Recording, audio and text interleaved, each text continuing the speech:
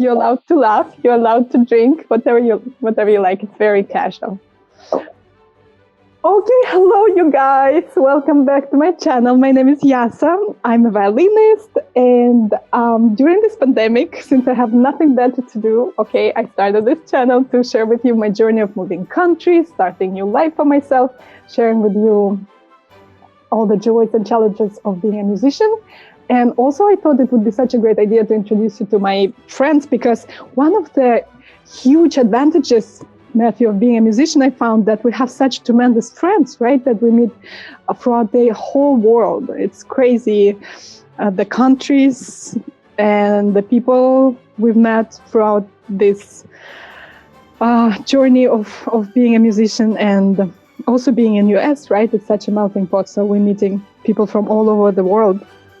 So I got this idea to introduce you to my friends, my family first and my friends. Today, I want you to meet my dear friend, Matthew. He is an awesome guy because he is a movie composer working out of Hollywood and living the dream life, basically. And today we don't have direct line to Hollywood, but we have direct line to St. Augustine, where you're visiting your family for holidays, right? Yes, that's correct. And also trying to get out of LA because of the pandemic. Everything's shut down. So I'm just trying to, not be there during the craziness. But hi, Matthew. Hi. Thank you so much for doing this. And I'm sure people will be stoked to meet you, because just telling what you do is kind of so freaking exciting, being a composer in Hollywood. Well, tell us first, how did you become a composer and what brought you to this area of music in general? Well, it's tough to say. I feel like I didn't decide to be a composer necessarily. I feel like it kind of chose me in a way, but it was kind of organic because I was a musician. Well, composers are musicians, but I wasn't composing anything. I was playing, violin. I was learning violin when I was younger. I taught myself how to play the piano when I was in the 5th grade. So I was studying music. And then one day in high school, my freshman year of high school, I was in the orchestra. And my orchestra director, the first day, mentioned if anyone ever writes anything, they can bring it in, and we'll play through it, we'll read through it. And so I thought that's kind of cool. Maybe I want to try that. Mm-hmm. So then I just kind of started just doing it for fun. And I was also playing in bands too, so I was kind of writing songs with friends that way anyway. But I wanted to try writing stuff for orchestra or for strings, more kind of classical. And so I was trying that for a little while, and I was doing it as a hobby. And I also always liked movies as well. I thought that was going to be the career path that I was going to do. I thought I was going to be a filmmaker at first, but then, and I also started writing music for my own projects and listening to film scores.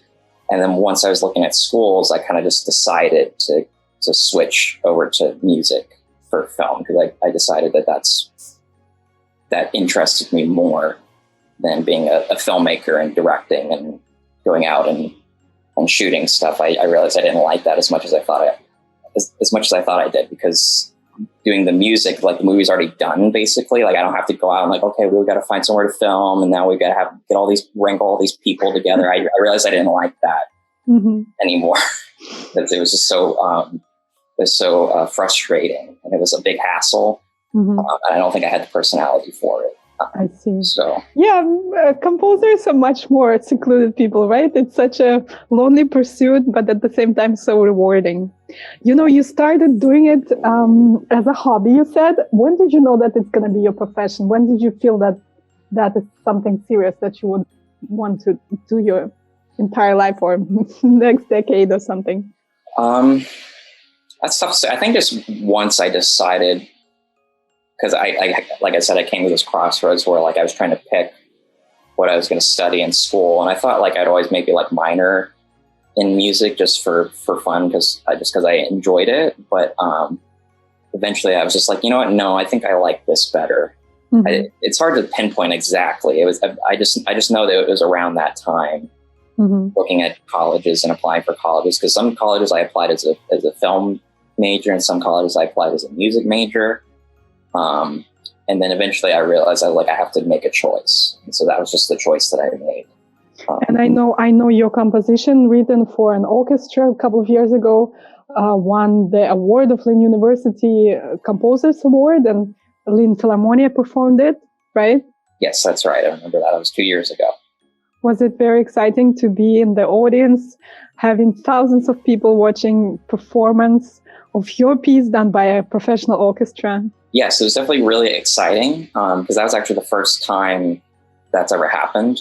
It's pretty hard to get an orchestra to play your music, because it's extremely expensive, because it requires so many people.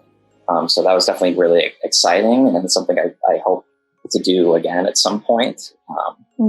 Being a film composer, you don't really, at least at my level, because I work on a lot of independent films, and those usually don't have a huge budget. But most of the time, I'm kind of creating the recordings myself, and I'm using a lot of like fake instruments, synthetic instruments, sample libraries to produce a recording. It's reality of life now.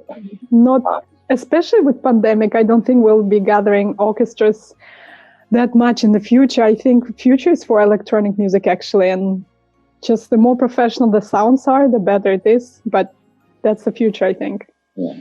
They are doing some recording in Los Angeles. Like some of the composers I've worked for, I've been keeping in touch with them, and they're still recording stuff, but it took a while for them to figure out how to do it safely. And so basically what they're doing is they're kind of recording all the sections individually, which sometimes they do that anyway, just to so they have more control over the mix. So if they want to like turn up the brass louder, for example, they don't want to hear like the other instruments like bleeding into their microphones. So they do it that way, but now they kind of have to do it like that. They don't have a choice. It's not like, well, maybe we should do it, maybe we shouldn't. It depends on the composer's taste. But now that's the way everyone's doing it. And then since they're only whatever particular section is in there that day, they use the whole scoring so they can spread everyone out, as opposed to just keeping them seated in their sections the way they would be in an orchestra, in an ensemble. And everyone wears masks when they're not playing. Oh, that's great. That's great. I know California was really bad with pandemic, right? At the beginning, everything. You left after a couple of months of pandemic, right? How was it in California? How is it now? It's pretty, well, it was better for a little while because I left and then I went back once things started to calm down. At first it was like really shut down. It was like a ghost town. There was nobody out. Which is really weird. If you've ever been to Los Angeles, like the traffic is like some of the worst in the country. There's just so many people driving around. But then once the pandemic happened, there was like nobody was on the road. So it was kind of creepy. It was just this huge city with nobody really in it. Wow. And so I left, and then I came back once things were kind of getting a little bit better. It was towards the end of the summer. And it was still pretty dead, but things were starting to slowly open up again. Like restaurants, they were allowing outdoor dining and things like that. And so it was kind of sort of getting back to normal. And then with this new wave, now it's completely shut down again.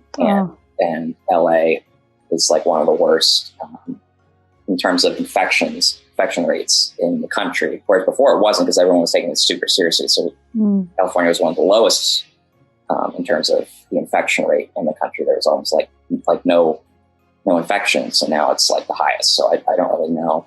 So worse than us, worse than Florida. Yesterday we had 17,000. Can you believe it? Yeah. I think it's just because California has more people in it. So I think that has something to do with it. So it's more densely populated. Do you know daily rate there? I don't know. I haven't checked recently, but I know that LA County is reaching the limit in terms of their hospitals. So. That's crazy. Oh, well, Matthew, I wanted to say thank you because the composition that you composed for my duo, for me and my pianist, one of the most beautiful pieces, and it was such a great experience in my life to commission a piece from you and to perform it. I'm thinking to share it in this video, maybe a little bit of that. It was a rhapsody, right? And it was written for violin and piano. I wanted to ask you this. For you personally, do you prefer to write for smaller groups like this? Or do you prefer to write for orchestra? You like the sound of it, the greatness of all the people coming together? Or still your cup of tea is your own electronic music that you write in the comfort of your office for the movie, for example? I would say it kind of depends on the situation.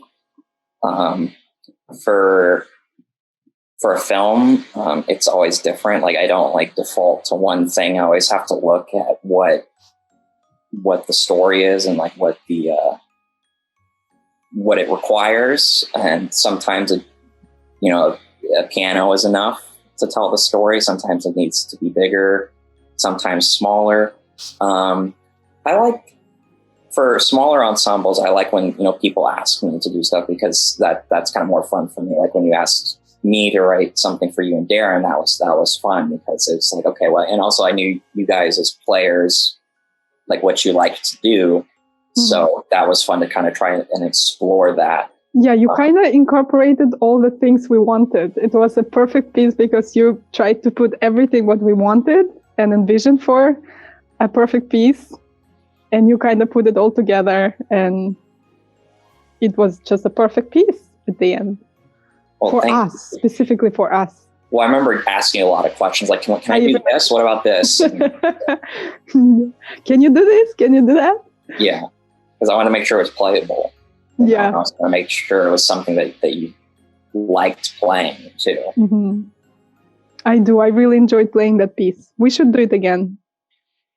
It's not easy. It's pretty hard.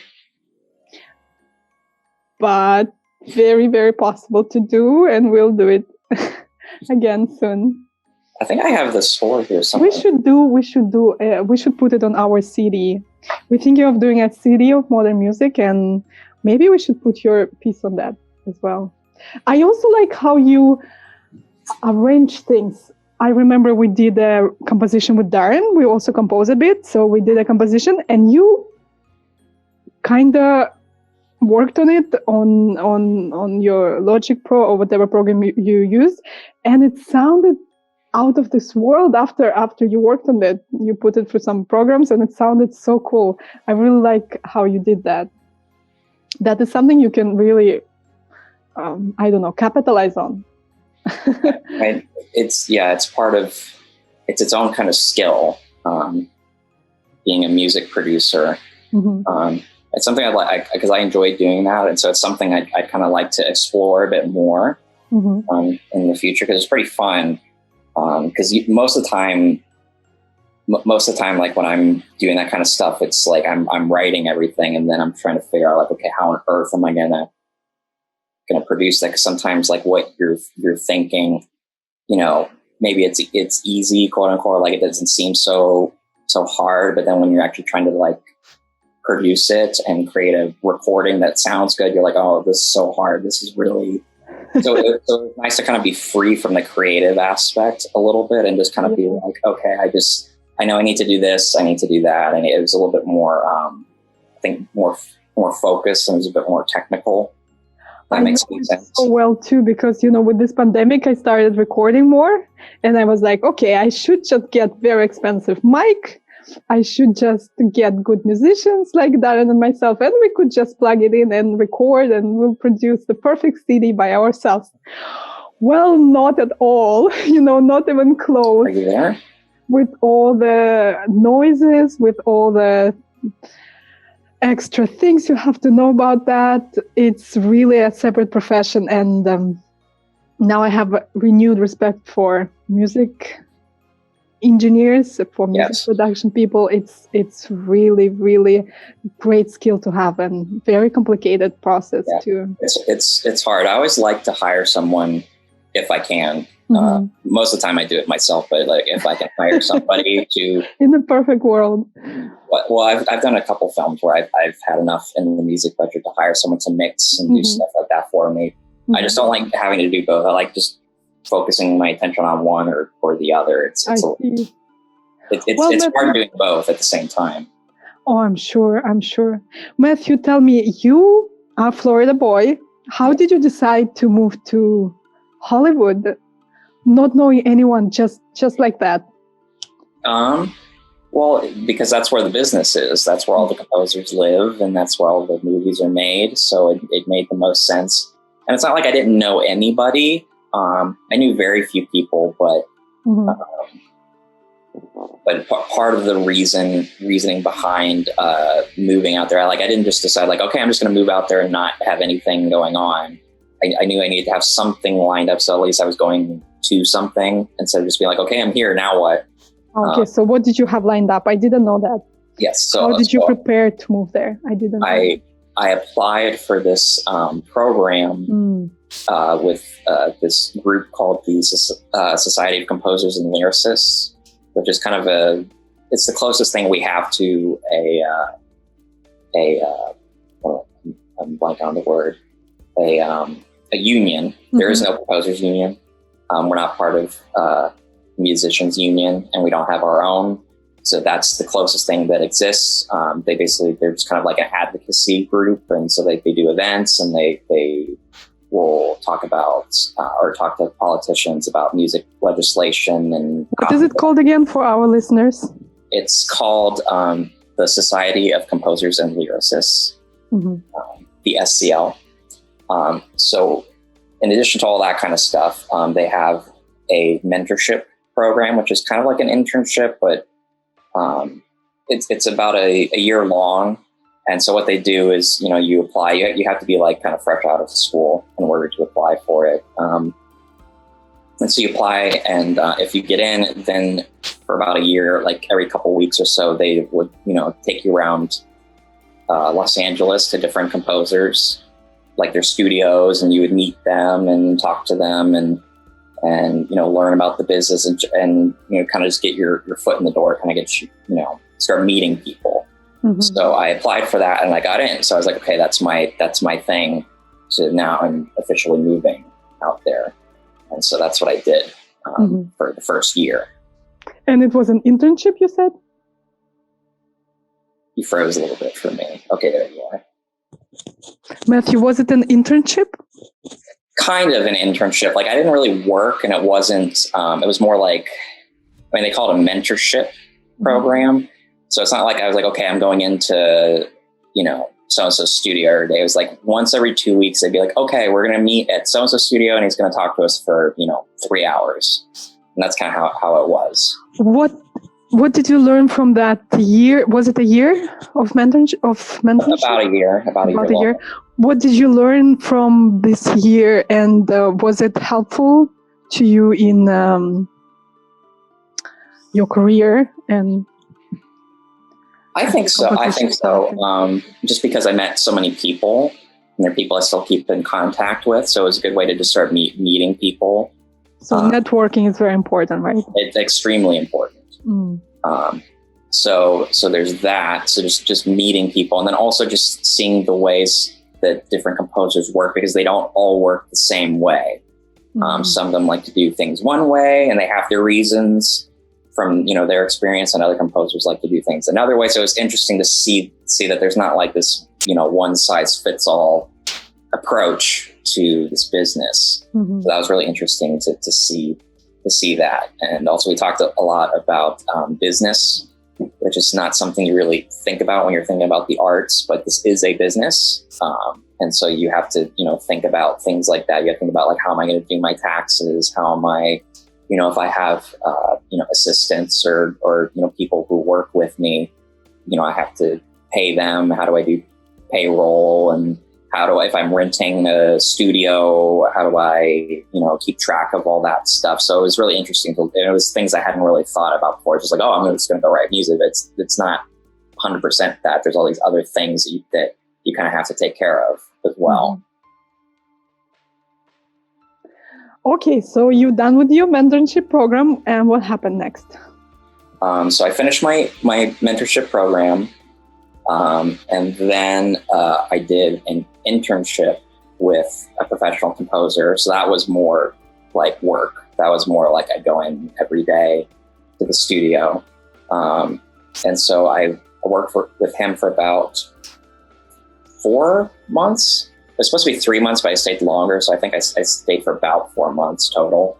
And so basically, I didn't really do anything music related. I would just do anything that needed to be done. It could be anything. Sometimes it was, one time I had to build IKEA furniture. One time I had to move.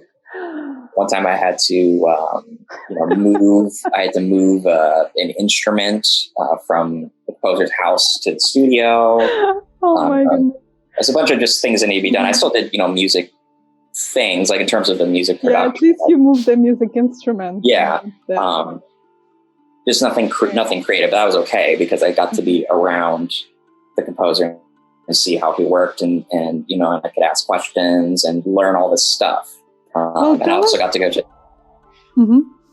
And I also got to go to the recording sessions as well. So I would go up there. I usually had to bring things. Like sometimes I would have to bring food, or I'd have to bring the hard drive that they're going to record everything onto. And then once the session's over, I had to take the hard drives to the mixer. So I'd have to do things like that.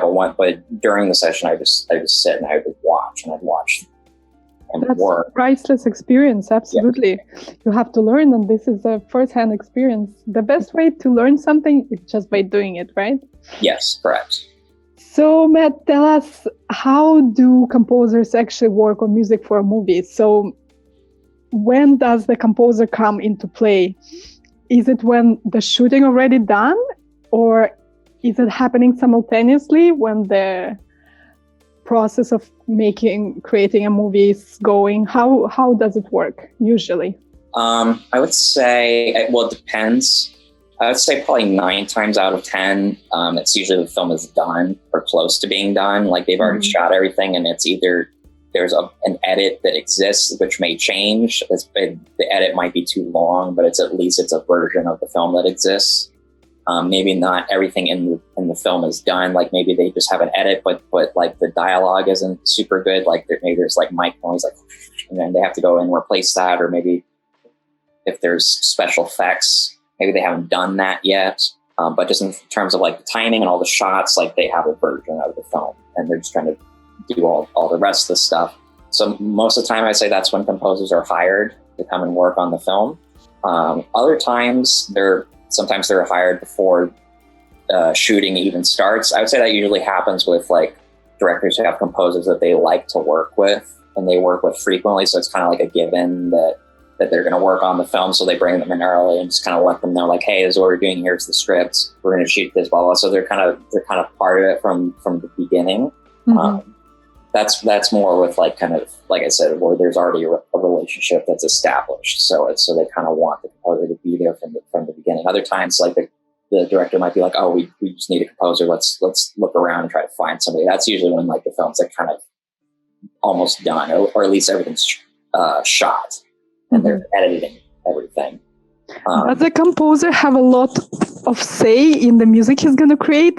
What I mean is, of course, you are the one to compose it from the beginning, but you still show it to a director, right? And he can veto anything. How does this process work of you as a composer working closely with director who has a vision and who sometimes have a very strict idea and very clear understanding what he wants, and sometimes doesn't, right? Mm-hmm. I would say, well, ultimately it's the director's decision. It's not your movie, it's their movie, and it's their vision. So you have to understand that going in, that it's not your movie. Like, you're contributing to the process. Mm-hmm. And I would say it varies from director to director. Some directors just kind of like to let you just do whatever you want. Others are very specific about what they want. Some directors that I work with, sometimes they want me to just do one thing just by myself, like just do it once through on your own. and just see what you do. And then once I have something to listen to, then I'll give you notes about like what to change. Like they don't give me anything like any initial ideas about what they want. They just say like, just do whatever. And then I'll let you know if I like it or if Does it happen often, this approach? With the directors that I work with, yes, because they're ones that I've worked with before, so they kind of trust me. Other times, they'll like. I've worked with directors. Usually, this is like the first time I've worked with them, and they'll have what's called temp, which just means temporary music. Which means they just take music from pre-existing places and just put it into the film just to have an idea of like what it might sound like. And so they'll play those for you and be like, okay, this is kind of what we want, something like this. And so you have to listen to that. And that's when it can be kind of challenging because you don't want to copy the temp score. You kind of want to take like, okay, well, that's kind of the emotion they're going for. Or, they kind of like this sound. They like that. So then you try your attempt at it. But sometimes like they get very attached to the temp if they've heard it so many times. So then they keep making you rewrite it, and you keep just moving closer and closer and closer to the temp, which can be a little bit frustrating. I had no idea. This is so interesting. So sometimes like if you watch a movie, if you're listening to the music and you're like, oh, that kind of sounds like this other movie by this other composer, that's not necessarily always that composer's fault. There's a high probability that piece from that other movie was temped into this movie, and the director really, really liked it, and so they kind of had no choice but to trying to like get close to it because the director wasn't happy with whatever they were doing. Fascinating! So, wow. Wow, I had no idea. I'm a musician. As a musician, of course, I always listen closely to the music. And some of the movies just so incredibly well done. But some of them are really done by a template. And you really feel like, okay, this is exactly the template they're using from another movie. This is so typical, for this scene to be musically supported like that. Now I know why. Yes. This is so interesting. Matthew, so you get the whole movie, you get the whole scene, and then you're supposed to underscore the entire scene, the entire movie? Do they give you like timelines where they want music, where they don't want music? So that's called spotting. And basically what you do is you sit with the director. Sometimes I've just done it by myself, spotted the film. And that's basically where you decide where the music is going to go. So sometimes I've literally sat with the director and watched the movie with them, and like we watch it once, just all the way through, and then we go back and we kind of stop and say like, okay, well, music here, where should it come in? It's just come in here, and then go through here, and then by here it should be gone, and then make sure we accent this more. So we talk about like what needs to happen. Other times I've just spotted the film by myself, like I've just sat through it on my own and said like, okay, I think this scene needs music from here to here. This scene needs music from here to here. And then I'll just kind of make like a list, and then I'll send it to the director and like, this is what I think needs to happen. And then they'll either agree or disagree. They'll say like, oh, okay, yeah, I agree with all of these except for this scene. I don't want music in that. Or I feel like this scene that you didn't mark should have music. So they'll kind of like tell me like that. So that's how you decide what's going to go in there. And then, like I said, either the director lets you just do whatever you want, at least for the first time, or they tell you like, okay, like when they say this, I want it to feel like this, or when this happens, we need to kind of bring this in or have this, and they get very specific about like what things they want to highlight. So in the conversation at this stage, do you have any say in this, or? No, yeah, it's a conversation. We're talking together, and we're saying like I might be like, oh, well, what if we try? Let's try to do something like this, and they're like, oh, that's cool. Yeah, let's do that. It's kind of like a back and forth dialogue. We're trying to figure out what needs to happen. And it's not really musical. We're not really talking music. Like sometimes I bring up sounds, or like I might talk about sounds. I try to avoid music, speak in general. Because I don't want them to think like that. I don't want them to think like a musician. I want them to think like a director, and I translate into what that means in music. Sometimes I tell them to talk, like if it's a director who's never worked with a composer before, I tell them to talk to me like an actor.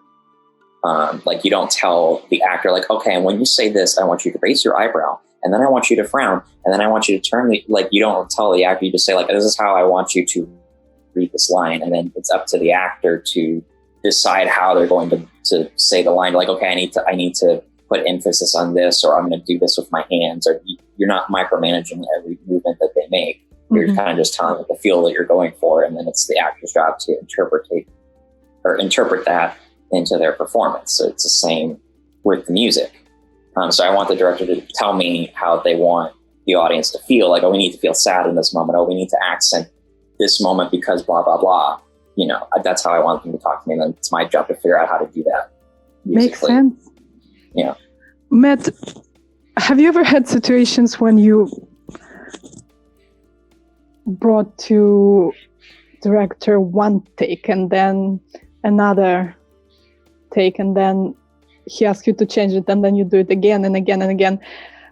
Have you ever had the situation when it was almost impossible to please the director? Yes, I've had that where I had 4 weeks to work on something, and I spent a week and a half on one cue, doing it over and over and over and over again. I think I had like 11 versions of it by the end, and that's where it can be kind of like not frustrating because I want the director to be happy. It's not like, but when you have like a deadline like that, it can become very stressful because you're like, oh my god, like I spent a week and a half on this one thing, and I still have like 10 minutes I need to write in the next 2 weeks, and I don't know if they're going to like what I do. Is it going to be like this where I can't make them happy? It's not that I don't want, because I want it to be exactly how they want it. I want it to fit, Was he happy finally? Yes, they were happy with everything, but it can just be a huge amount of stress sometimes. Now, on the other side,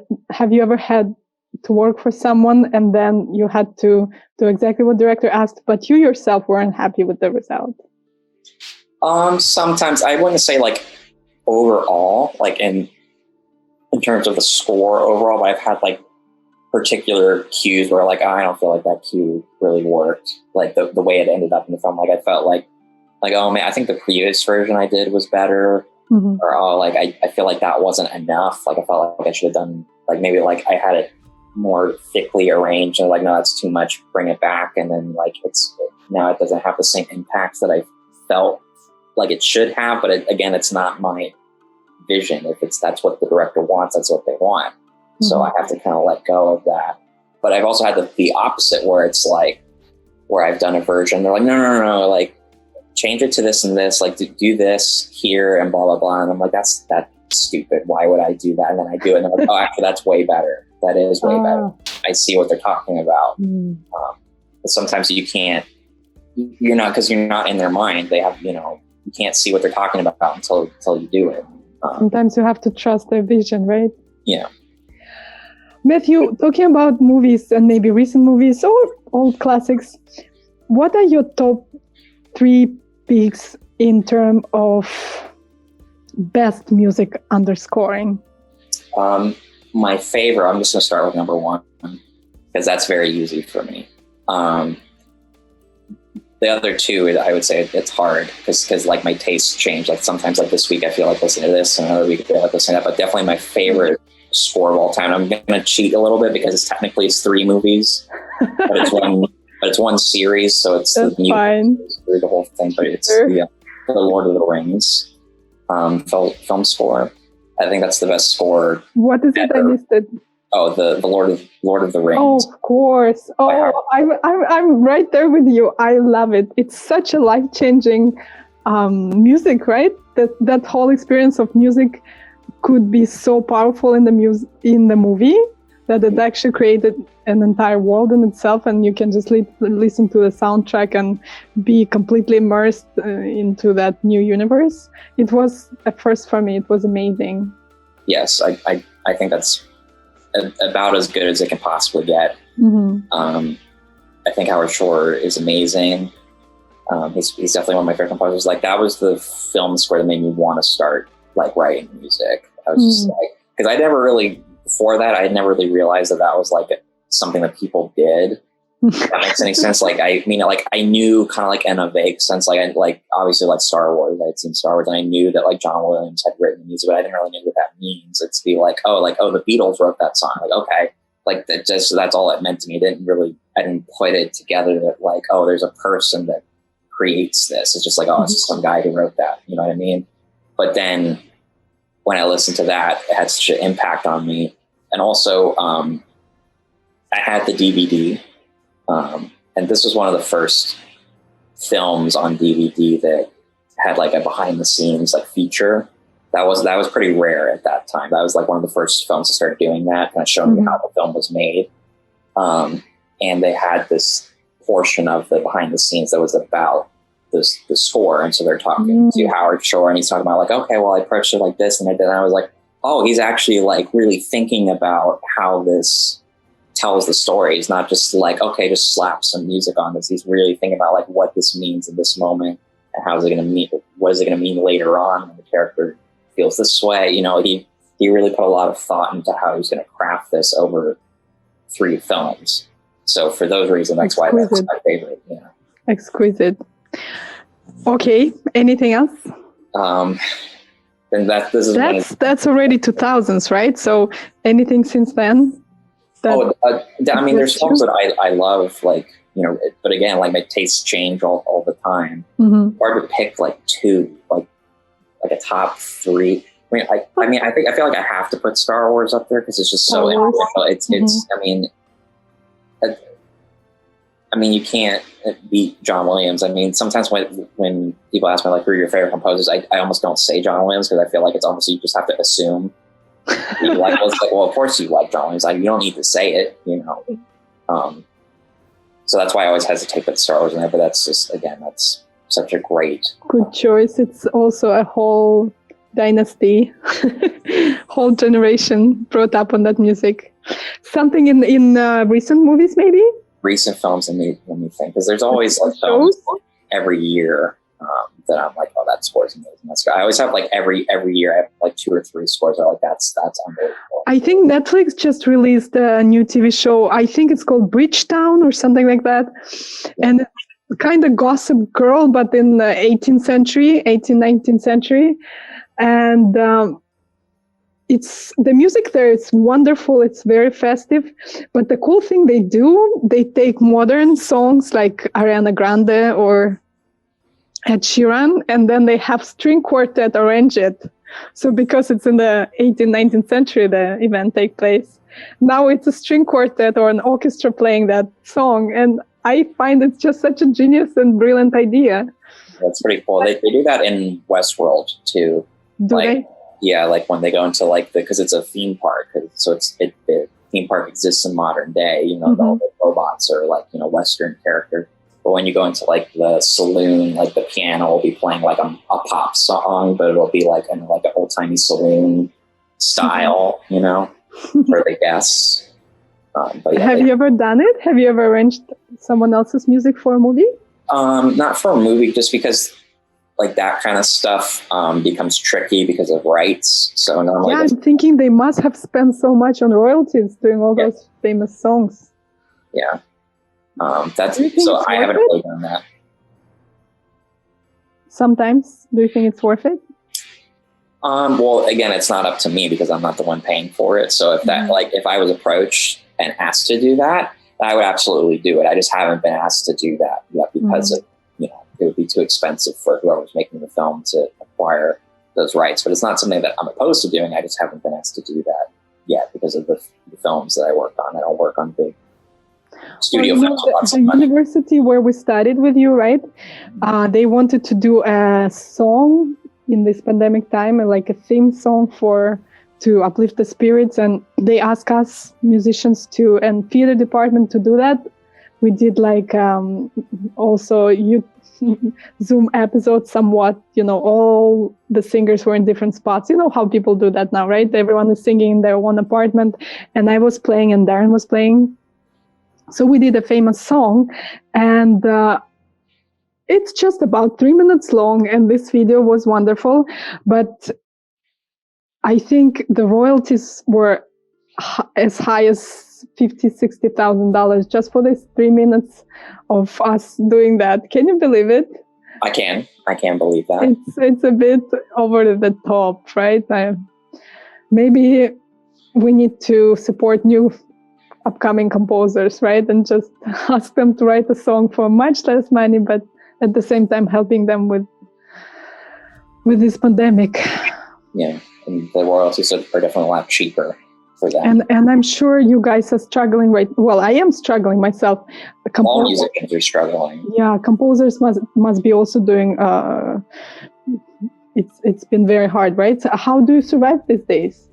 Well, writing for film was never always like my main source of income. I was always helping other composers, doing various things. It depends. Like my main thing I do now, which is my main source of income, is I help with music prep with the composer that I mentioned earlier, where I did the internship.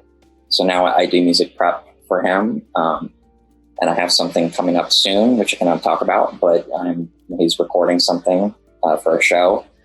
And so basically all I really do is I make the parts that are given to the musicians to play at the recorded session. So that's kind of my main source of income. But for that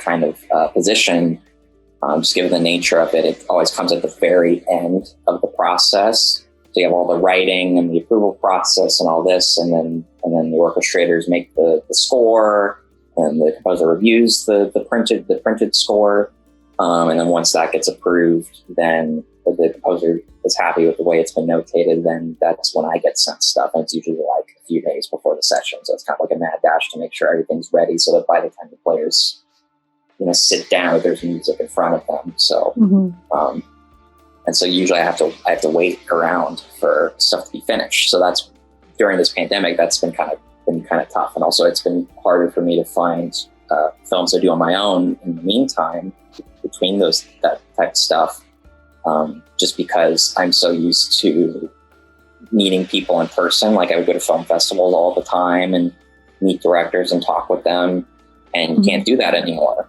Right. So it's really hard. Like I've been trying to find directors online and messaging them. But it's not the same as it's not as organic as meeting them in person. Maybe you saw their film at the film festival, so you can have something to talk about. Like, hey, I really liked your movie that we just saw. I liked how you did this. I liked how you did that. Blah blah blah. Like, oh, what do you do? Oh, I'm a composer. And you just talk. You kind of make friends like that. Right. But it's different when you just send an email to someone like, hey, I see you're a director and you have a film that you're making. I'm a composer. Can you please hire me? It's not you're just some famous person from the internet. So that's been the most challenging thing. Awkward. Yeah. I know. Well, Matthew, hopefully soon it's going to be over, and I'm wishing you in the new year to be able to fulfill all your dreams and find a job that is right for you and become a composer of a fantastic project and hopefully win an Oscar one day. Why not, right? I hope so. And then this video will become viral because, humble beginnings of an Oscar-winning composer. I'm sure it's in store for you. And thank you so much for doing this episode. Well, Matthew, before we wrap up, I just wanted to ask you, in this pandemic, what was the biggest lesson you learned during this time that you would like to remember and keep in the future as well? Trying to think about that. I mean, I think just I never realized how important human contact is. I think because I think you mentioned earlier that being a composer is pretty solitary. I spent a lot of time sitting in front of a computer, kind of by myself. And so when this whole thing first happened, I'm like, oh, this is awesome. This is free vacation. It's stuff that I do, anyway. I don't go out super often, especially if I have a project. And a lot of times, if I'm in the middle of a project, people are like, oh, can you hang out? Can you do this? And you go, no, I can't. Sorry, I'm busy. I can't do this. Or I'm working for a composer. That's usually even worse because it's their projects and the deadlines are even tighter because they're studio deadlines. And so it's no, I have to do this week. I'm sorry. And it's usually things land on my lap at the last second. So I was kind of used to like canceling on people and being unavailable. Mm-hmm. But then with this whole pandemic, it's like that I've had nothing but that, you know, and Mm-hmm. the choice was like taken away from me. So I kind of learned that kind of being isolated from people isn't like as awesome as I thought it was going to be. It's like, oh, you know, I don't have to go out. Like, oh, like, you know, I can just stay in and write music. This is awesome. Mm-hmm. Everyone's in the same boat. But now, like almost a year in, it's like I'm so tired of it. Like I can't, you know. Like that's been the hardest thing. So I think it's just important to keep in contact with human beings, you know. Just in general, not even for, you know, for music purposes, you know, Mm-hmm. like, or for work or whatever. Just having just human contact is just really important, I think. Absolutely. I so agree with you.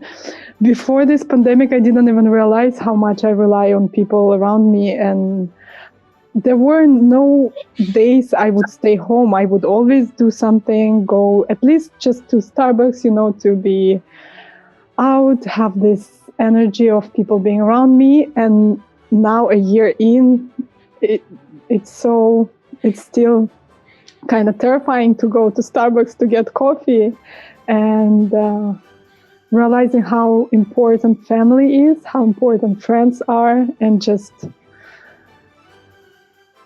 that we all in this together, in this life. And basically there is nothing much divides us, you know, all this status, money, religion, and race thing.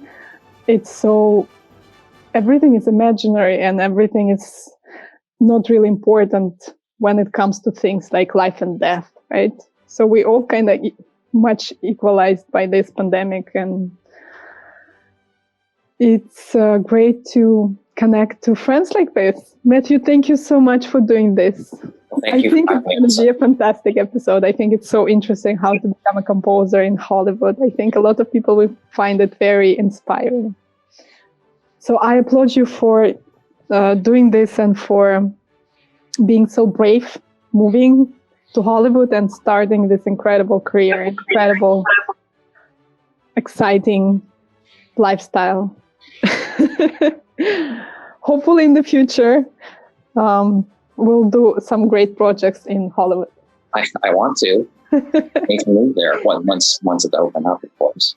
Don't move there now. All right, Matthew. Well, guys, please like and subscribe, and we'll see you again soon, right? Yes. Bye. Bye.